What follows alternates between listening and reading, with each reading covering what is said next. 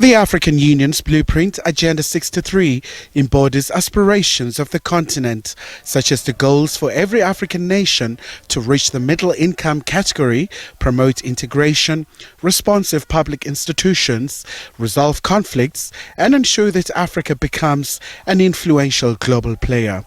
These are some of the issues ministers focused on in the Rwandan capital, Kigali. The review of the first 10-year implementation plan. We've had a decade of Agenda 2063 and we're focused on the priorities of Africa's agenda.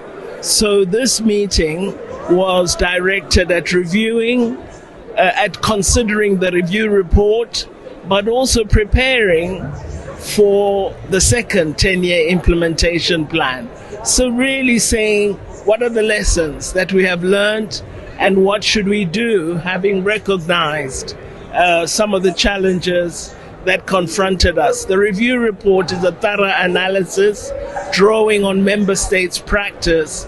The AU says member states should be bold enough to expedite implementation.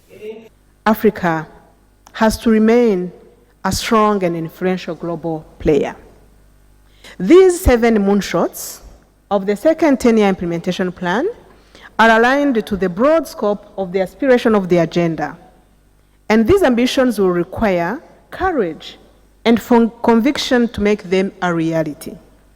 I have no doubt that through our collective strategic contributions to the formulation of this second 10-year plan, we will all be inspired to take action towards the Africa we want. Meanwhile, Rwandan top diplomat says as much as Africa is confronted with challenges, they have also made strides. The African Union Agenda 2063, serving as Africa's blueprint for socio-economic development, has demonstrated commendable progress in its first 10 years of implementation.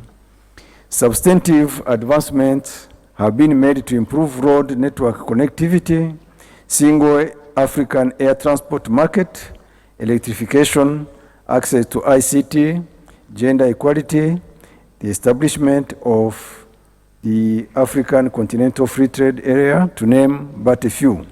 The ministers will then table the next report on Agenda 2063 to the heads of states at the AU summit in February next year.